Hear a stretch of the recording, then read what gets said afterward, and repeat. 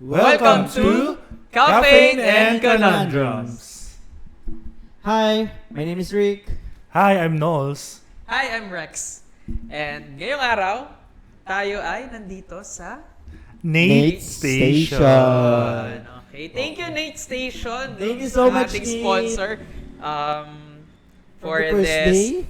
podcast. Ang sarap. Masarap siya, guys. Go. Kung gusto nyo siya i-try, punta kayo dito sa Medisyon, sa Abadum, sa Imus. Oh, okay. Tapat lang siya ng Benedictine Benedictine School. School. Ayan, huwag kakalimutan. Nate Station. Nate Thank you Station. again. Thank you, Nate Thank Station, you po. for Nate Station. Thank you, Nate. sponsoring our drinks. Sarap siya, Think guys. so. Then authentic. Okay. Okay. So, ano nga ating pag-uusapan ngayon? Dahil ito yung pinakaunang episode natin, paano nga ba nagsimula si Caffeine and Conundrums? Paano ba natin to napag-isipan? Ano yung nagsimula nitong lahat ng to? Tingin ko ikaw eh. Oo. Tingin ko ikaw ang pasimuno Siya nito.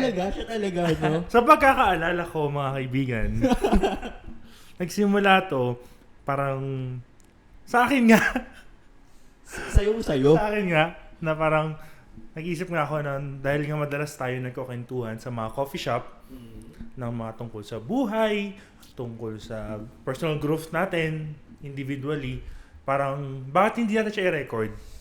Tama. Kasi kung hindi na tatanong, parang every month, no, lumalabas kami or nagkikita. Every month. At Or least once. hindi naman kaming tatlo kompleto, kahit minsan silang dalawa, kaming dalawa, ganyan. And sa paglabas namin noon, pagpunta namin sa kung saan, kakain kami, magkakape. Matik yun, no? Pagkakain sa labas, after nun magkakape, or minsan rekta, kape after ng work. Doon, marami kaming napag-uusapan. No? Tapos bigla na lang, naalala ko parang si Noel nagsabi sa akin, no? Oo. Yeah. Oo. Sa akin din siya din nagsabi. Kaya, ikaw talaga pasimuno. Oo. Okay. Actually, ang usapan, memories lang to. Kumbaga, records of the memories. Oo. Kasi sayang yung mga pinag-uusapan na may laman, no? Yeah. Na kaya kahit paano, at least, di ba, nare-record natin. And bukod sa coffee lovers, kami. Dami S. Wow.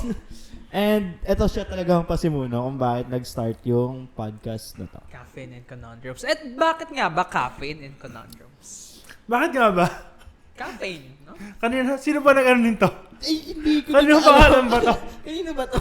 Hindi, actually, before tayo mag-come up nga sa title, parang nag-chat GPT kami, guys. Oo. Okay, Kung sabi ano bang we should maganda. make use of AI. Yes. Oo. Siyempre, sa panahon natin ngayon, dapat. Oo. No, advantage yan. Advantage. Totoo. Basta ethical way yung siyang gagamitin. Totoo. At dapat may critical thinking pa din. Ayan. Oo. So, ayun, no?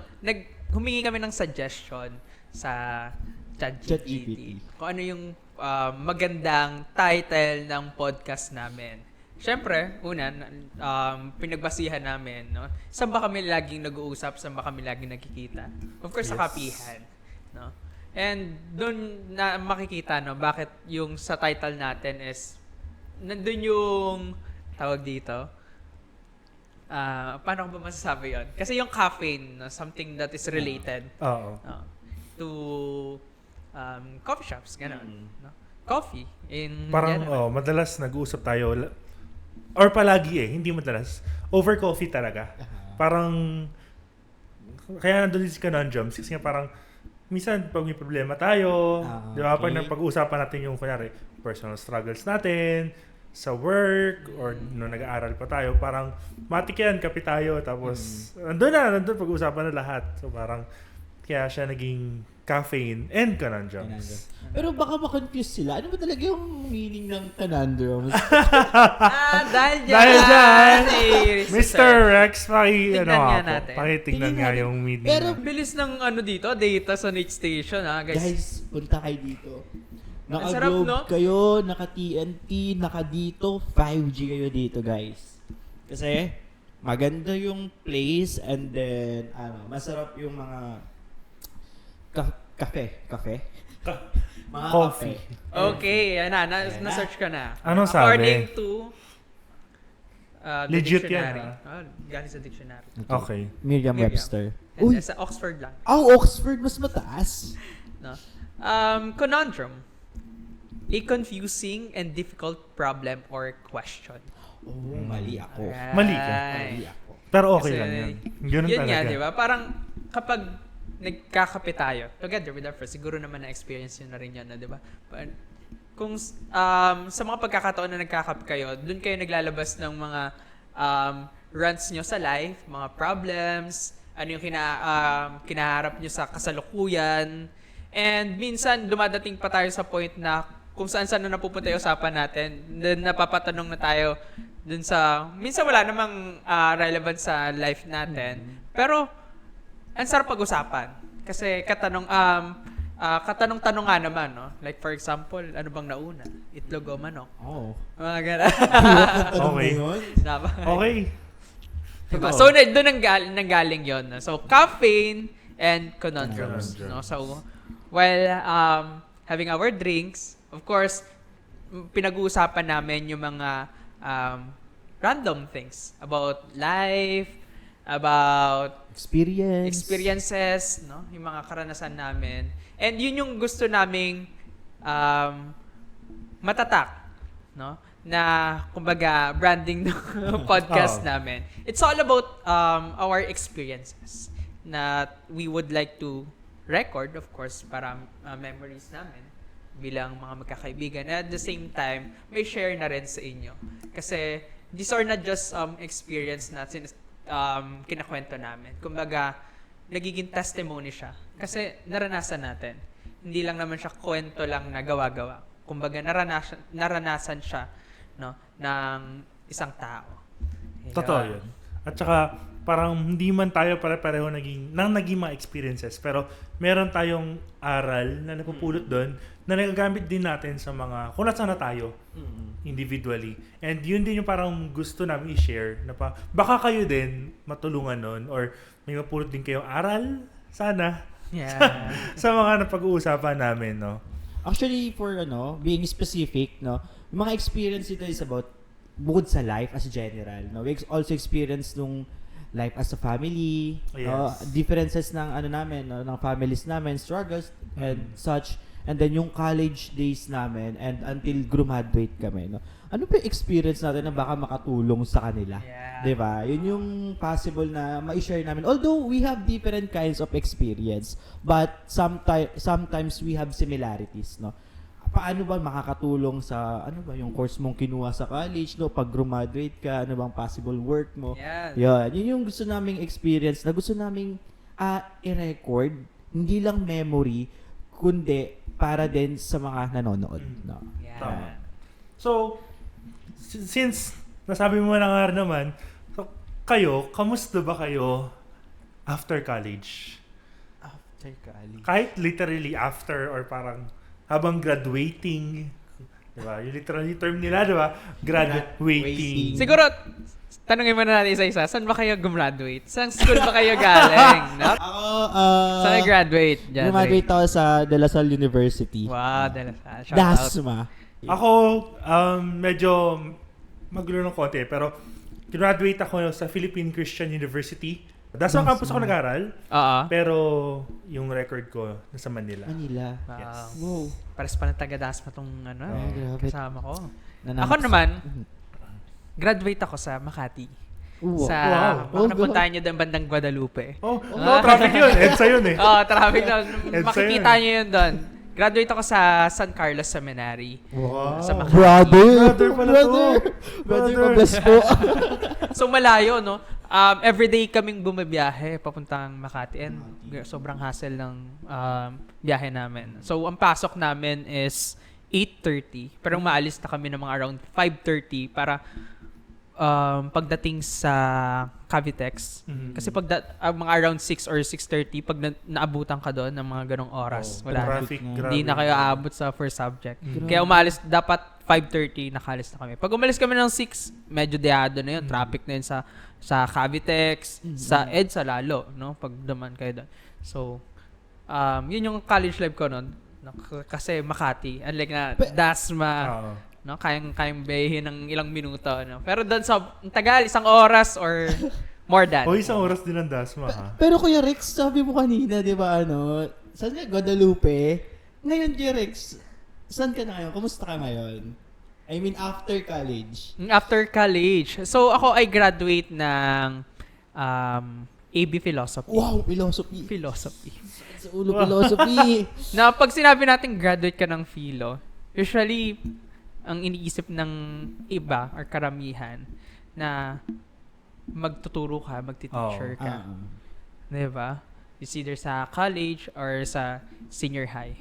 And ako naman, ganun nga yung nangyari sa akin. Nagturo nga ako. Nagkatotoo nga. So, Okay parang po. yun yung pinakamalapit na career path na safest din na pwede ko mapuntahan, and at the same time is kung ano man yung mga napag-aralan ko sa nung college ako ay ma-share ko din naman talaga. So after college, ako ay hindi pa agad ako nagturo. Kasi ano nangyari? After college ko, may na-pressure ako na kasi kaming family hindi naman kami well off. No, wala kaming generational wealth. Wow. So after college, naghanap agad ako ng trabaho. Mhm. Okay. So, ang dami ko in-applyan. Nag-apply ako sa Indeed, sa JobStreet, and then yung mga, may mga relevant na skills ako na magagamit ko naman dun sa job na yon, or tinitignan ko yung mga job description kung angkop naman, edi ina-applyan ko na. Talagang pasa lang ako ng pasa. No? Hanggang sa may nag-reply sa akin, no? Natanggap yung application ko. And guess what? Hindi siya about teaching. About, graphic design. Okay. Grabe yung skills. So, Graphic design. Ang unang trabaho ko is as a project coordinator sa isang graphic studio. Sa Makati din yon. Pero kami ay work from home. Wow. No? Talagang, hindi siya hybrid talagang work from home. So, pinakaunang work ko, work from home agad. Okay? Pero, in reality talaga, no? Para sa mga bagong graduates dyan, ako, naranasan ko. Ako kasi parang, nag-expect ako na pagka-graduate ko, magtatrabaho ako, malaki yung sahod ko. No? Pero yung sa unang job ko, no? Sakto-sakto lang. Para sa akin, kasi nga, work from home ako. Pero kung kailangan kong tustusan yung pamilya ko, family namin, na wala pa naman akong pamilya, wala pa nga. Siyempre, yung parents ko, Baka and naman. yung mga pangangailangan pa sa bahay, kulang talaga. Though thankful ako na work from home kasi hindi na gumagastos sa pamasahe, ganito, ganyan. Pero yun nga, nag-expect kasi ako Aha. ay, graduate ako sa gantong university, and then pag apply ko ng work, nag-expect ako ng mataas na sahod, ganyan. No? Tapos, ayun, hindi naman kataasan, pero napagkakasya. And, yun yung na-experience ko after college. Hindi agad ako nakapag-turo. Nag-work muna ako as a project coordinator. Okay. Ako kasi, ako after college, graduate ako, yung graduation rights ko, July 13, Okay. 2022, I think. Ay, grabe, graduate ka ng 2022. Huwag yun yung tanong yung edad ko. 2022. 30? Uy, okay. Okay. Nandun siya ng graduation ko. nandun Umattend siya. doon, oo. So magkakaibigan na Tagaytay. kaming tatlo. Ah. Tagal na. College pa lang kami. Sa seminary. Ayan. Magkakaibigan na kami. So, July 13, graduate ako. Tapos, habang graduating nga ako, ganyan din ako, naghanap na ako sa Indeed, JobStreet, LinkedIn. Tapos, may mga nagkasuggest pa iba sa FB, ganyan. Tapos, syempre, bilang pag-graduate pa lang, alam mo yung nangangapa ka pa sa lahat na parang, apply ka sa lahat, apply. Tapos, naalala ko nun, sabihan ako ng kapatid ko ata yun na, sigurado ka ba mag-Maynila ka? Kasi alam nila, gusto ko magtrabaho sa Maynila. Sabi ko, oo, kasi nga gusto ko college sana sa Manila na ako mag-aral. Kaso hindi nga eh. Ganyan. Tapos, yun nga, July 13, graduate ako. July 29, na-onboard ako sa isang BPO company bilang HR. Ako ay psych graduate. So, hire ako bilang HR. Pero, hindi nga ganun, kung tingnan mo, ang ikli lang eh. Kasi sakto parang 'di ba sa BPO may mga tawag dito, yung parang mass hiring yung mga ramp season. So, kailangan ng empleyado, kailangan ng HR. Pero, nagsimula ako, fixed term lang. So, una, kinagat ko na kasi ang hirap maghanap ng trabaho. Ang hirap maghanap ng trabaho na fresh grad with experience. No? Sobrang Kaya hirap. nga. So, kaya kinuha ko na, kahit alam ko 6 months na yung contract. Tapos, pangalawa, Manila kasi siya. Alabang yung office ko that time. Parang, sobrang excited pa ako kasi mag-Manila na ako eh. Manila. Tapos parang tatanong ako na mama ko na, sigurado ka ba dyan? Kaya ba yan?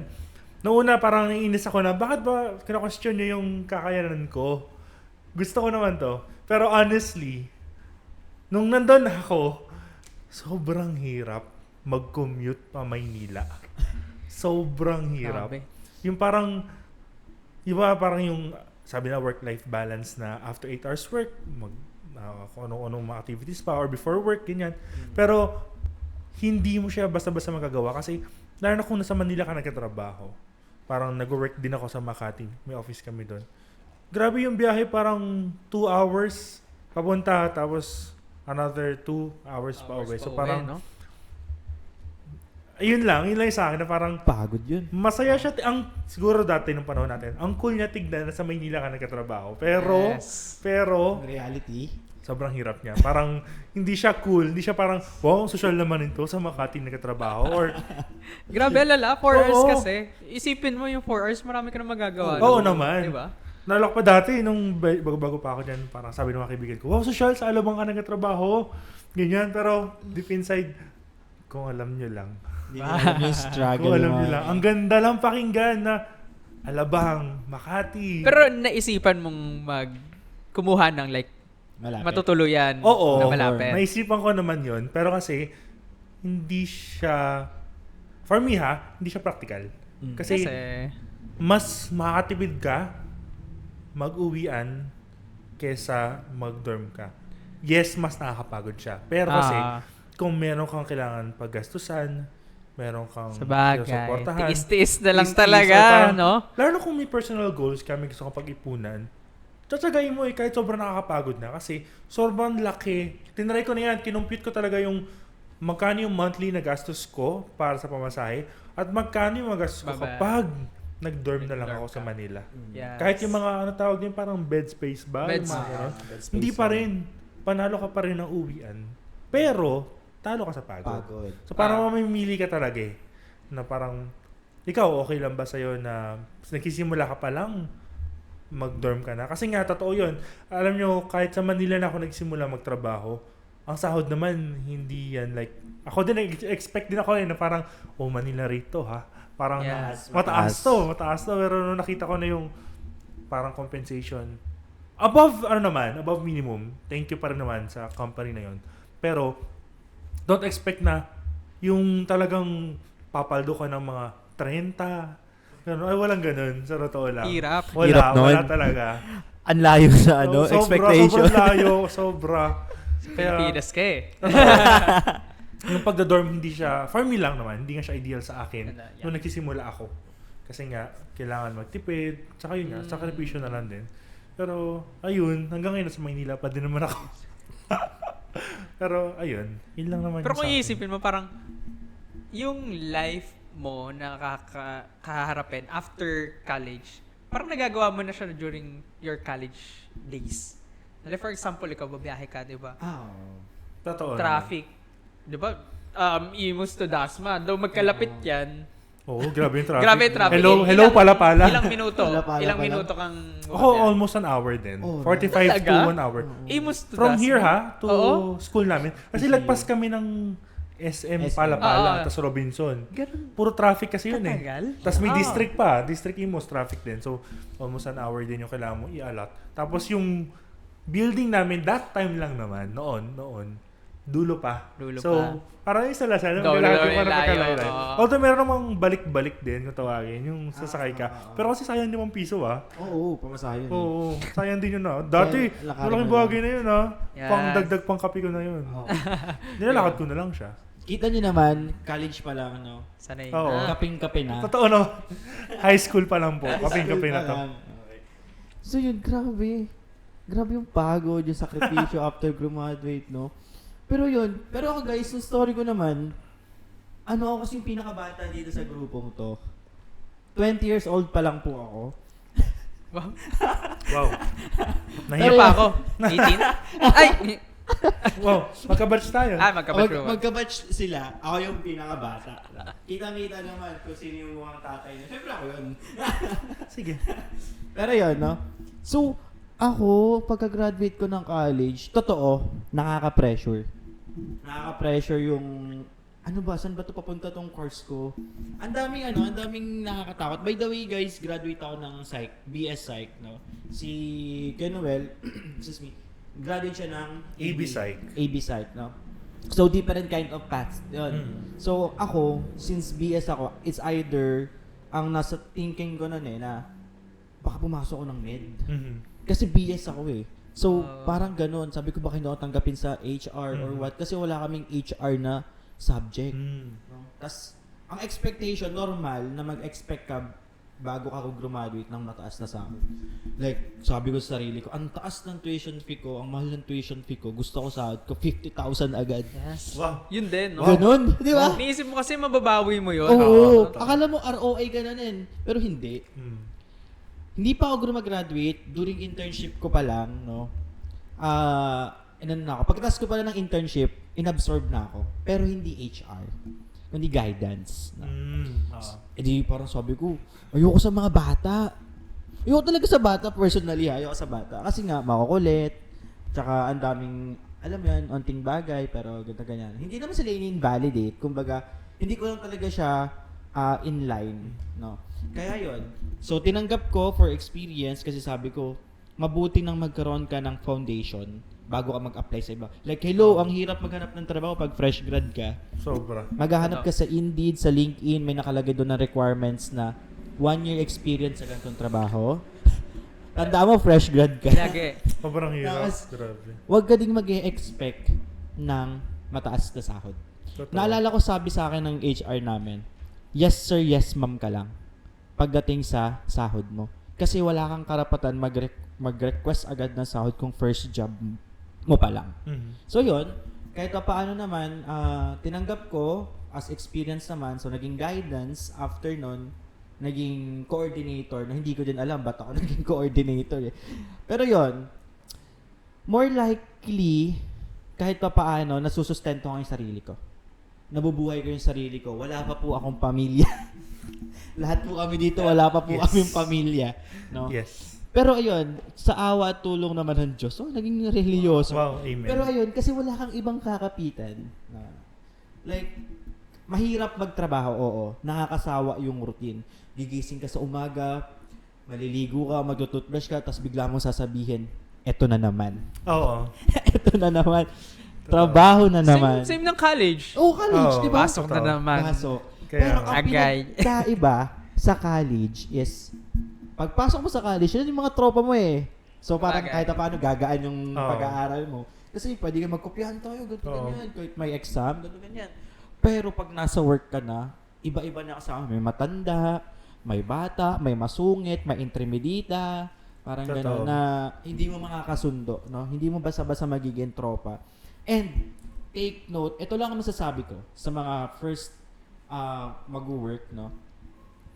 Huwag niyong gawing pamilya ang trabaho. Yes. And also, hindi nyo kailangang trabahuin yung hindi nyo trabaho. Yeah. Sundin Totoo. yung nasa job description nyo. Totoo yun. Totoo. Kasi yun yung in-applyan nyo. And one thing, kung bakit ko nasabing huwag nyong gawing pamilya ang trabaho nyo kasi pag natali yung paa nyo, mahirap na makaalis. Yeah. Kumbaga, nandun lahat, no? Siguro hindi nyo ito maintindihan, pero that's the reality of work. Pagkatapos ng trabaho, uwi. hindi na gagala kasi Work-life balance pa rin work-life talaga. balance. Okay lang gumala, walang problema with workmates. Pero minsan kasi araw-araw na, o tara, kape tayo, ganito ganyan, o tara, Oo. dinner tayo. Hanggang sa wala ka ng pera. Totoo. Hindi ka na nakapag-ipon. Totoo naman din. Diba? That's why, maging ano din tayo, critical thinking and also maging diskarte. May diploma tayo and as usual, magkaroon din ng diskarte sa sarili kasi mahirap ang walang diskarte kung may diploma ka lang. Totoo. Totoo. Lalo na sa work. After college Yes. kasi naranasan natin na kapag college tayo, siguro hindi naman din lahat, pero may allowance tayo, di ba? Oo. Kapag may natatanggap tayo, pag may after college kasi tas may work ka na, ikaw talaga yung gagawa ng paraan para magkapera ka. Oo, totoo. Parang hindi nakakahiya na humingi sa parent mo. Actually, Di ba? Actually, Na, ano may ko trabaho dyan ka na, mapay Totoo, pera. totoo din naman. di ba? Magkano na? 150? Oo. Yun naman yung pinagkaiba no nung college ka sa kapag may trabaho ka na. Naalala ko nung nasa BPO pa ako, ng HR nga. Sa recruitment ako, by the way, that time. Lagi ko naririnig kapag nakakausap ko sa call yung mga candidates na for onboarding. For example, meron silang additional tests sa medical exam. Kasi kailangan cleared ka bago ka ma-onboard. Kahit saan kumpanya ka magpunta. Kailangan cleared ka bago mag-onboard. Minsan nakikiusap sila na, magkatanong sila, may bayad ba tong additional test? Or para sa clearance, ganyan-ganyan. Tapos parang, kahit hindi mo itanong, i-open up din sa talaga nila na parang, saktuhan na lang din kasi parang yung pamasahin nila. Tapos, kami that time, minsan nag-off-site onboarding kami. So parang, kahit doon nagkatanong sila na, kanya-kanya po bang punta doon? Meron po ba shuttle? Kasi nga parang, kahit yung pamasahin nila, saktuhan na. Parang yun nga yun yung isa sa mga reality na wala na kasing baon dito eh. Siguro, maswerte na lang din kung may nag-aabot pa din naman kahit paano. Pero kasi kapag nagsimula ka na doon, parang, yun nga, minsan nahihiya ka na lang eh. Kahit ba pwede ka naman humingi, Oo. pero minsan mahihiya ka na lang na dapat, Parang Ako na to eh. nag-iba na kasi yung estado ng buhay mo. totoo. Pag may trabaho ka na. Trabaho. Nandun yung mahiya ka na talaga. Oo. Na, pamasahe, hihingi mo Oo. pa. May trabaho ka na. Parang umaasa na yung parent mo na ikaw na yung magbibigay sa kanila. Na after ng ilang years na pinag-aral ka nila, na ikaw naman yung magbibigay sa kanila in return, di ba? Or at least, Nandun yung pressure. hindi ka na like, nag-expect sila, hindi ka na manghihingi. Yeah. Kasi nga, yun nga, tapos ka na nagka-aral, nagtatrabaho ka na, ganon. At least ganon. Yeah. Yun.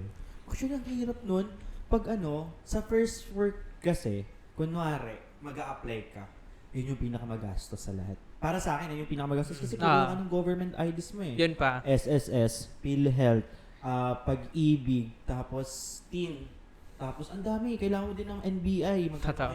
Ang daming gastos para makapasok ka or para makapag-work ka. Totoo. Ayun yung parang doon ako na-feel ko nanghingi talaga ako, sabi ko, mo, pinggan talaga. Baka naman. ganyan.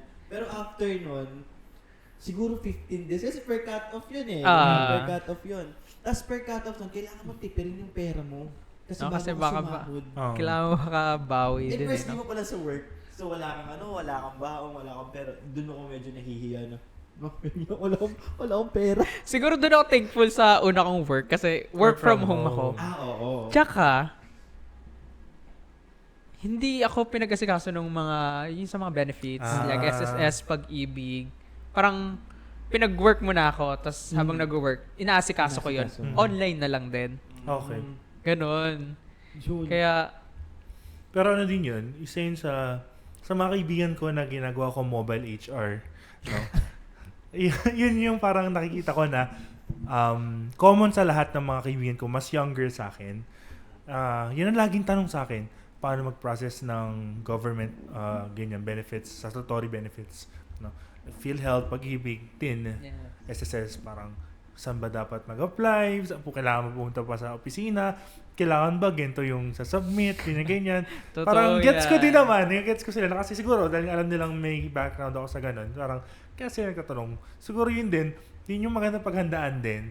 Kasi Totoo. pwede ka naman magkaroon ng ganong government benefits or like ganong documents nang hindi ka or papunta ka pa lang doon sa pagkatrabaho. Kasi nga, kapag nag-apply ka, lalo na sa marami, hindi lang sa corporate, sa maraming hihingan ka talaga kahit fresh grad ka. Hihingan at hihingan ka. May mga onboarding na kapag hindi mo kompleto yun, pwedeng ma-move yung start date mo. It's either pwede rin mapalitan ka. Pwede rin, yes. pag ganun ba, pwede ba yung mag-apply ka na while nasa college ka pa lang. Like, kasi di ba minsan, pag mag-apply ka nun for employment, Mhm. meron bang mag-apply ka lang? Meron. Meron tayong tinatawag na voluntary contribution. So, i-apply mo siya. May monthly ka pa rin namang yuhulugan eh. Pero maliit lang yun. Maliit Kasi yan. nga, yun, dideclare mo wala kang trabaho. Walang trabaho yan. So, para lang, additional ano din yun ha, huwag yung isipin na para lang sa trabaho yan. Benefits mo yun eh. At least, wala ka pang trabaho, may umaandar na. May ano ba yun? Like, age na kailangan para makapag-apply ka, like 18 years old ka, Yan ang hindi na ako sure, pero I think dapat legal age. legal age Kasi, na. para makapag-apply ka sa valid ID, kailangan mo ng valid Yun nga, ID. yun pa.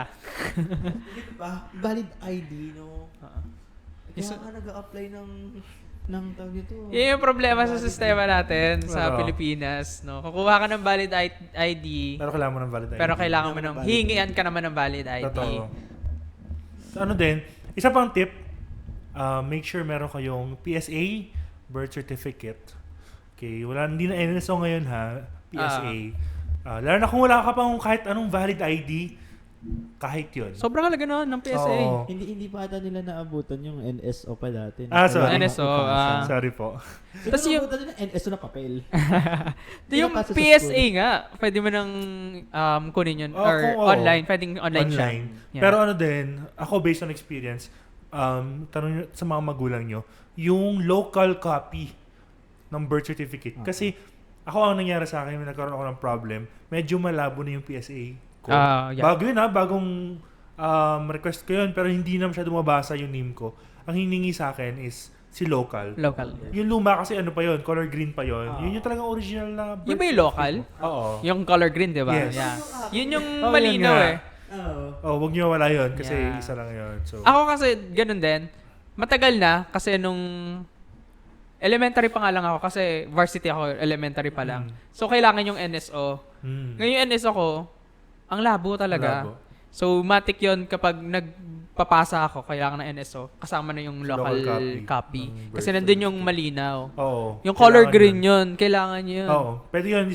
Kapag kunyari ang nasa requirements, PSA, dalhin nyo pa rin si local. Yes. Para lang makita na meron pa din naman, kaso nga malabo. At least, meron na si Yeah. local. Kaya ano ko lang valid ID. So, common problem pala yun sa NSO tsaka Yeah. PSA Actually, na ganun yung malabo. problem sa akin, yung nag-apply ako ng passport. Kasi oo. yung generic ko, magkadikit yung H tsaka N. So, hindi Okay. siya readable. Okay. Ang nangyari, sabi sa akin, kuha daw ako local birth. Tumawag ako sa mama ko, masan nakuha local birth? Kapunta daw Cavite City. Hindi ko nga alam paano pumunta doon. Tapos, sabi Okay. sa akin, alam mo naman, mga magulang, may mga kaban-kaban yan. Mm. Inanap yung local birth ko. Alam mo yung parang yung local birth ko parang hinugot pa sa sa mga... Oo, minsan punit-punit. Oo. Ganun yun sa Amoy akin na-imbak talaga. Oo. Pero kasi ang NSO dati, kulay green din. Mm. Talaga ba? Green ang NSO dati. Pero iba yung pagka-green nun. Iba. Unlike sa local Local, birth. oo. In English, ang local birth Hindi ko ay naabutan. live birth. Live birth Yeah. ang tawag nila. Yan. Para sa work, pag hinanapan kayo, kung sakali, hanapin kayo ng valid NSO, PSA. PSA. Yeah. Madali na lang yan. Sobrang bilis nun. Parang, gano'n pa katagal yung akin recently? Parang 1 week ba? Pero maglagay pa rin syempre ng Yeah. time. Pero mabilis na lang siya. Yung online na lang yun. Tapos i-deliver yun sa bahay nyo. Yeah. Tapos dapat nandun kayo kasi mga ganun documents. Kailangan tumatanggap ikaw or parang may kailangan may authorization letter pa yon yung mga ganung Ng legal guardian mo. Oo. Yun nga, as fresh graduate, dapat yung mga documents mo, compile mo na yan paunti-unti. Ito. Pagsama-sama, lagay mo na sa isang envelope. Kasi kapag nag-apply ka ng trabaho, mag-apply ka sa mga like SSS, pag-ibig, ganon, kailangan mo yung mga bagay na yan. Tsaka isa pa, kumbaga kung mag-a-apply kayo sa resume niyo, no?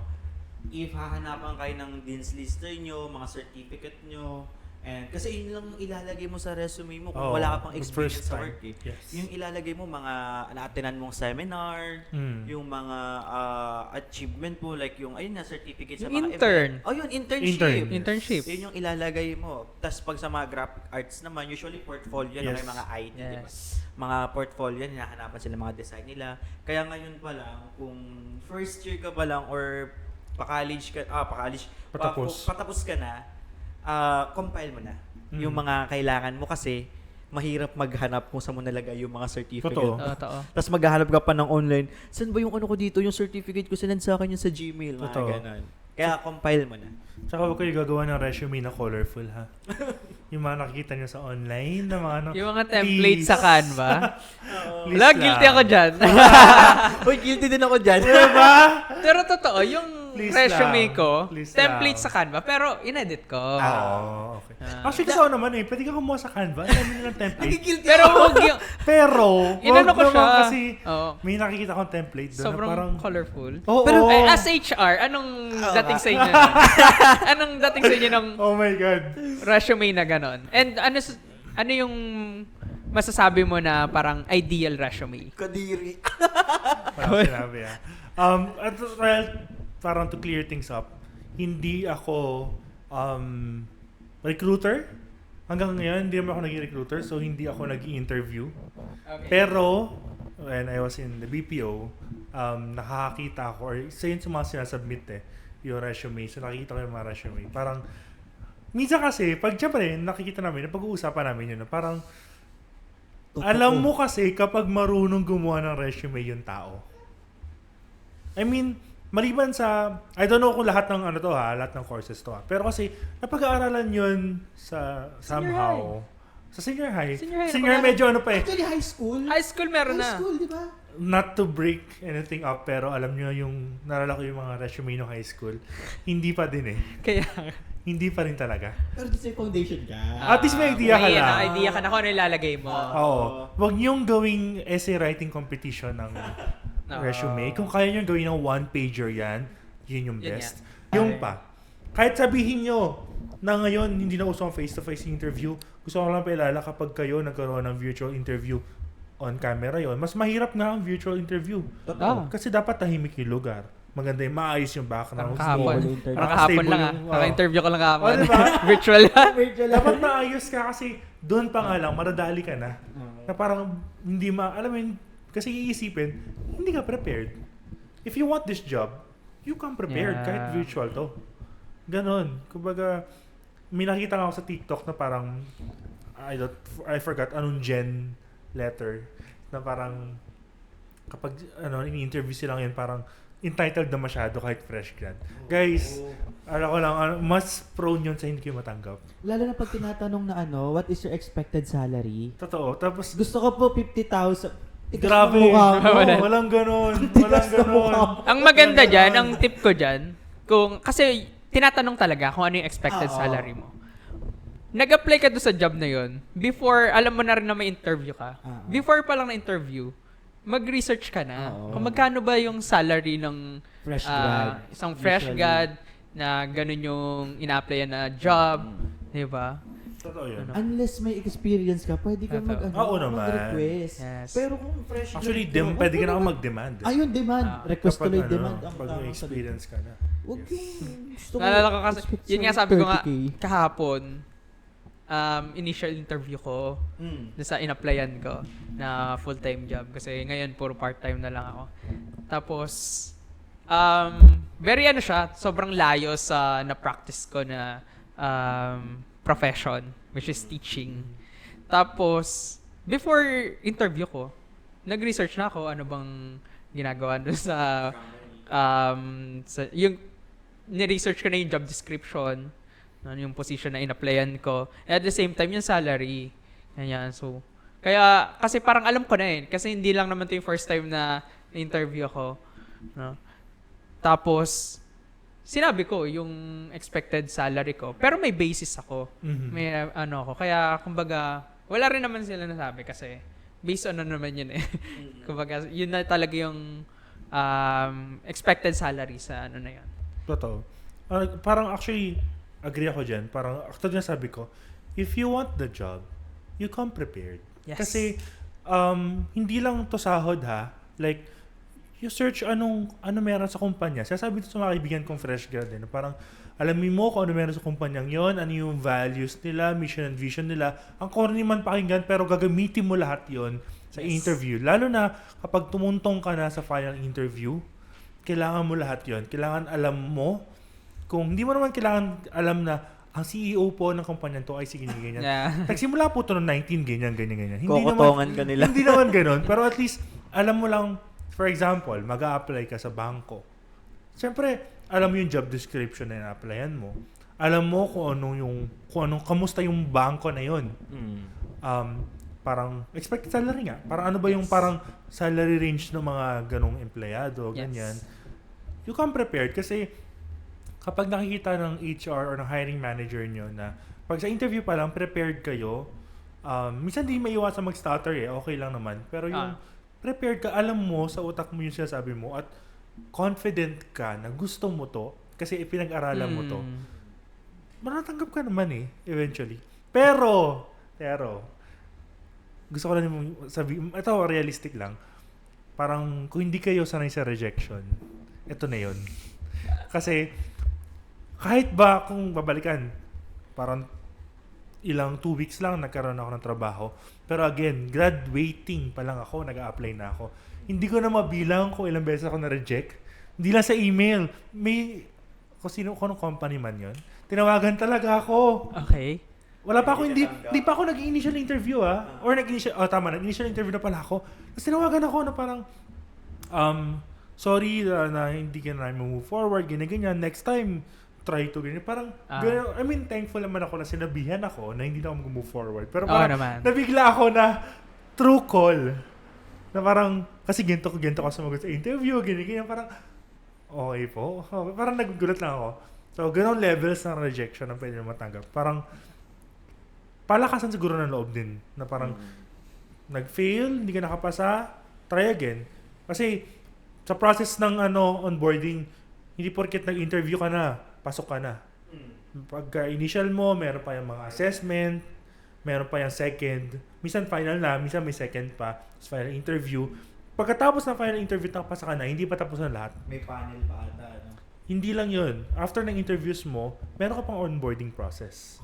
Dami. Kapag hindi mo natapos yung onboarding process on time, yun yung pwedeng palitan ka nila or move ka na start date. Kahit sabihin mo na, ay nakapirma na po ako ng kontrata, basahin niyo yung contract or job offer. Nakalagay doon lagi sa mga kontrata na kapag hindi mo natapos yung pre-onboarding tasks mo or requirements mo, automatic, pwedeng hindi ka na i-onboard or pwedeng i-move ka na. Pwede lang i-retract yung onboarding mo kahit sabi mo puwirma ka na. Kasi nag-agree ka dun Yeah. Take note nyo na yun, guys. Kaya huwag yung mag-expect na pag nag-apply kayo, automatic tatanggapin kayo. Yeah. Ang daming process. Mahaba. Process. Or baka depende rin sa company.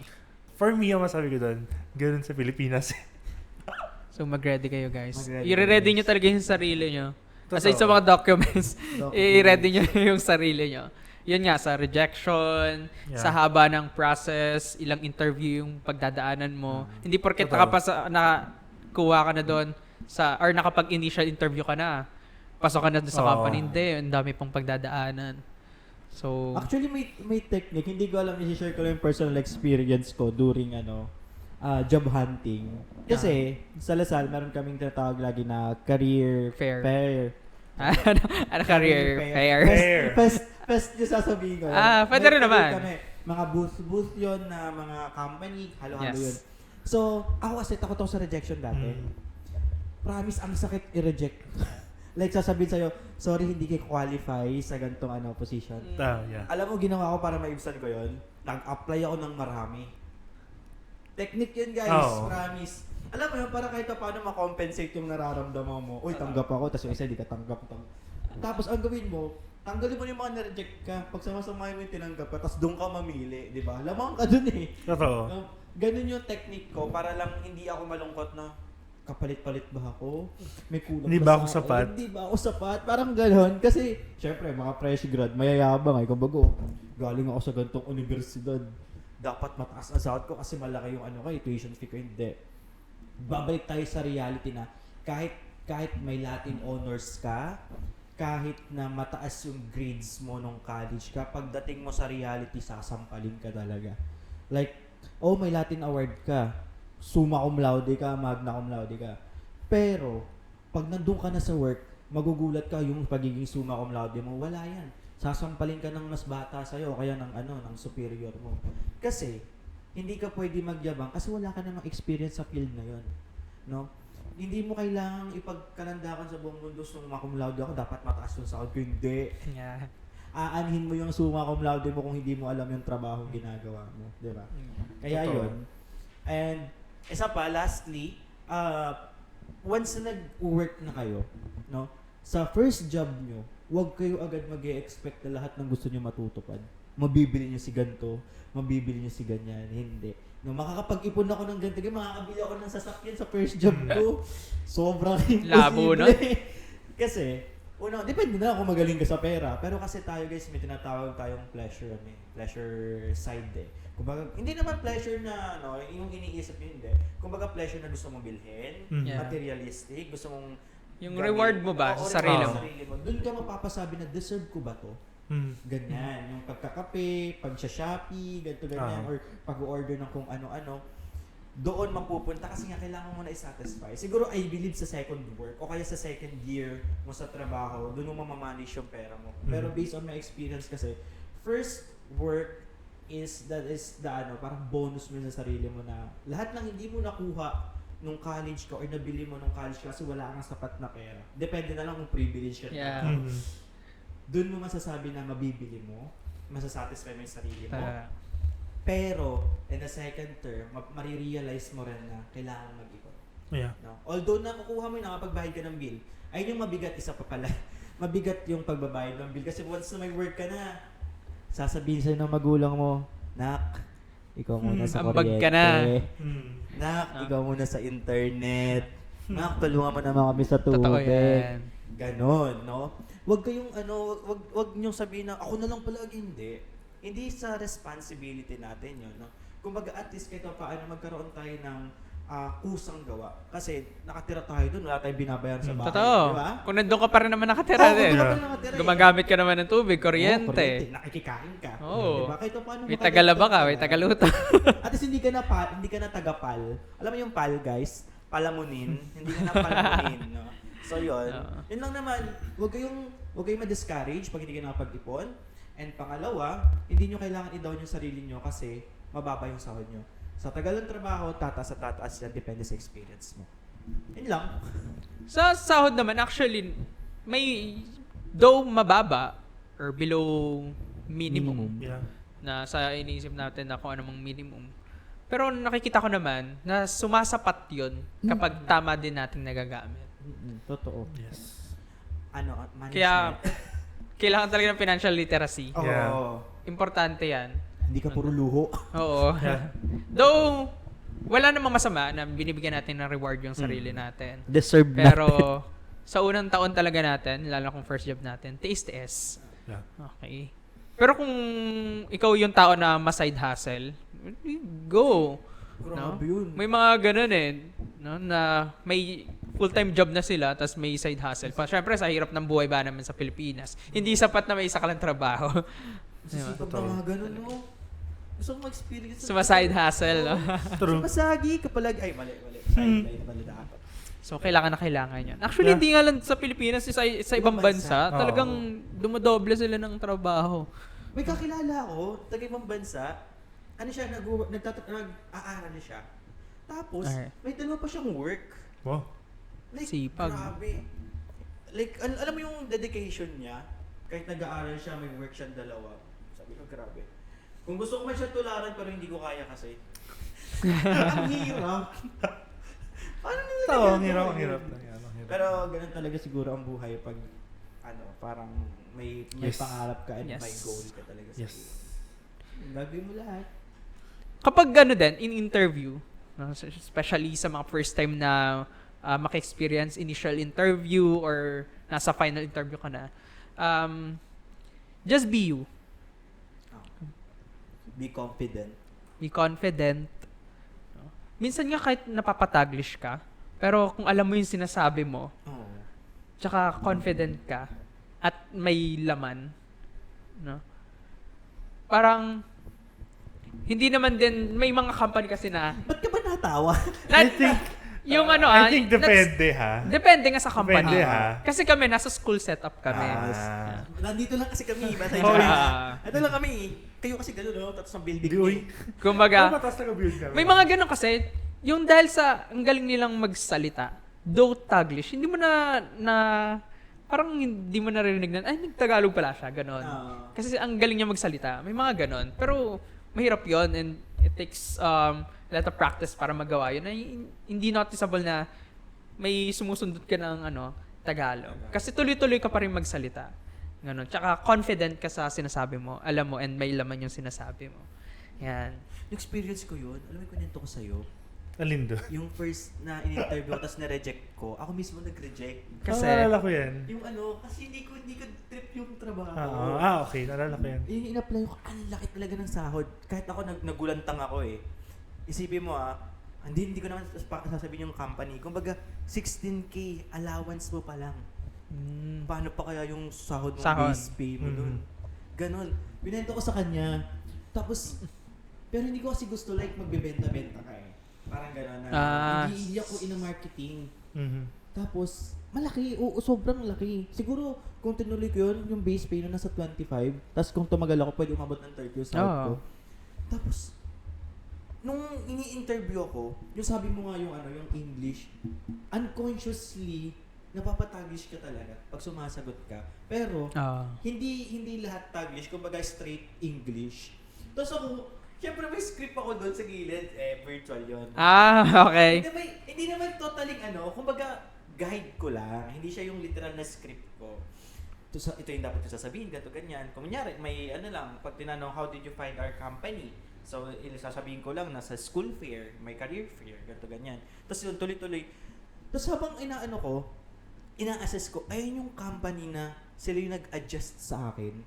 Sabi nila, kailan ba pasok mo, ganito, ganyan? Magbo-boards ka ba? Ganito, ganyan, diba? Sabi ko, sila mag-a-adjust sa akin. Kung mag-onsite ka, ikaw bahala kung kailan mo gusto, ganito. Sabi sa akin ganun. Sabi ko, grabe naman. Grabe yung adjustment na ginagawa nila para sa akin. Sabi ko, para sa akin ba to? Pero minsan kasi guys, hindi porket pabor sa inyo, gusto niyo na. kumbaga, hindi porket sinusubuan ka na, nganga ka na. What I mean is, in terms of work, once may tumanggap sa'yo, binigyan ka ng gantong kalaking sahod, pero kung hindi mo naman na-enjoy or hindi mo passion, mas mahihirapan ka. Unless, malaki yung pangangailangan mo. Parang gano'n. Test talaga. Titiisin mo talaga. Pero kasi, as ako, hindi naman kami mayaman. Kumbaga, isang kahig, isang tuka, parang gano'n. Pero, I value my work kasi na gusto ko siya, nag-e-enjoy ako, passion ko siya, and na-enjoy ko yung trabaho ang ginagawa ko. Hindi lang dahil ginagawa ko siya doon napipilitan ako. Kasi doon kayo mababurn out. Sa work kayo ng work, pero hindi niyo gusto yung work niyo. Hindi mo na-enjoy. Diba? Mapipilitan kayo mag-resign in the end. That's why, this is an advice na if ever na you're going to find a work, make sure that is your passion. Parang course nyo. Usually kasi ang course, pilit lang ng magulang. Yes. Usually ang course, sama lang sa tropa. Kasi paras kami course. Kasi ito yung course. Nandito yung mga tropa Oo, dito ako. Pero in terms of work, make sure you will work with your passion and also you love your work kasi in the end, kayo din ang magbe-benefits or kayo din ang magsasuffer. Yun lang. Yeah. Agree. Totoo. Siguro to wrap things up, parang, excuse me, ano yung parang advice or parang parang iiwan sa mga taong nanood dito hanggang dulo. Parang ano yung parang gusto nyong iiwan na paalala, advice, or parang cheer up moment, especially sa mga taong graduation season pa man din ngayon, tama ba? So parang ano ba yung Back to school na. Back to school na ba? Kasi even akong graduate lang last week Congratulations. So parang ayun, ano yung pwede natin i-share sa mga, lalo yung mga naghahanap na ng trabaho ngayon since nakagraduate na sila. A moment of silence. Hirap talaga. Mahirap talaga. Siguro ako, ito yung salita na lumabas sa isip ko, no? Na kumbaga, it's okay not to be okay. Parang yun yung maging mantra ninyo na first job ko, mababa sahod. Hindi okay sa akin. Pero okay na yun. Kesa sa wala. Di ba? Ang hirap na walang trabaho. Sobra. Yeah, sobra. Hindi okay na yung trabaho mo is hindi naman yun yung gusto mo talaga. Hindi yun yung na-enjoy mo. Pero doon ka nakuha eh. Yeah. Kailangan mo na ng trabaho. Wow. Kailangan mo na ng pantustos sa pangangailangan niyo sa bahay, Mhm. sa sarili mo. Okay na muna yon. Yeah. Kasi may time naman tayo para bumawi. Yeah. So, it's okay. Not to be okay with your work. Pero, of course, dapat i-push natin na mapunta tayo dun sa gusto talaga natin. Yes. No? Yung alam natin na dun tayo mag-grow. Alam natin na nai-enjoy natin. Alam natin na win-win yung situation natin. Panalo tayo, panalo yung family natin, panalo din yung company. Of Yes. course. Kasi part ka na ng company. No? Doon nandun yung work-life balance, pero kapag naisip mo kasi na gusto mo yung trabaho, nandun na rin na gusto mong makatulong doon sa company. Kasi kung yung company din naman na yun, na kumbaga, yung care nila sa mga employees nila is sobra-sobra, talagang bigyan din naman natin ng magandang performance yung company natin. Okay. Pero yun nga, balik tayo ulit. It's okay not to be okay with your work. No? Pero huwag tayong manatili. For me, ito madalas ko na rin ito sabihin sa yung mga kaibigan ko naging fresh grad noon, mga ahead ako sa kanila. Like, sasabi sa kanila tuwing naghanap sila ng trabaho na be confident. Kahit 10 beses ka na na-reject, kahit 10 kumpanya na yung nag-reject sa'yo o higit pa, be confident. Every time na haharap ka sa interview, haharap ka sa panelist or kahit parang sa hiring manager na be confident. Ipakita mo na gusto mo. Ipakita mo na kaya mo. Iba ang confidence sa pagiging ma-pride. So, be confident of what you're doing. Be prepared, be confident. Pagpasok mo pa lang dapat sa opisina na yon, sa HR office na yon, sa recruitment office na yon, dapat prepared ka na parang nakaayos ka ng damit, yung proper attire, nakaayos ka ng sarili, nakaligo ka syempre, yung mga ganon, nakapag-research ka tungkol sa kumpanya, tawan-tawa naman itong dalawang katabay ko. Oo, maligo ha. So, gets ko naman kung virtual ha. Gets ko naman kung virtual, no? Pero yun nga, still, be prepared na parang maayos pa rin itsura mo, diba? Kahit pa virtual yan. Parang mag-open camera ka, tapos yung background mo naman, kapag kagulo-gulong kwarto, Diyos mo yung marimar. May nakasampay na pan. Oo, di ba? Ganon. Alam mo, piyesta, may mga banderitas. Di ba? Parang, tas, in-interview ka, tahol ng tahol yung aso. Di ba? Parang, kumbaga, ipakita nyo na gusto nyo. Be confident. Kahit gano'n kadami rejection. Kung para sa'yo eh. Naniniwala ako dun. Kung hindi para sa'yo, let's move forward. Try again. Ayun lang. Be confident. Yun lang po. Para sa akin, ano lang don't expect too much. Kasi as we graduate or finding a first job, we have a lot of expectation. Especially salary, no. We expect too much since mahal yung tuition natin nung college. Ibig sabihin dapat ROI tayo pag nagwo-work na. No. Kasi babalik ka sa umpisa. Ang salary, magsisimula ka talaga sa mababa. Ang salary, hindi agad mataas yan. Tataas ang salary mo depende sa performance mo, depende sa tagal mo, or kung gaano ka tatagal sa company, or depende din sa incentives mo. No, commission, yung mga ganun. Pero yon, huwag kayong mag-expect masyado na at the age of 23, stable na yung work ko. No, hindi mo masasabing stable agad at the age of 23. Siguro yung kapanahonan nila kopong-kopong. Masasabi, may anak na, may family na at age of 23. Hindi. Kumbaga, okay lang mag-expect, pero don't expect too much kasi ikaw din ang magsasuffer sa huli. Ikaw din ang magsasabi sa sarili mo, ano ba yan? Ang taas ng expectation ko pero ang ending, disappointment.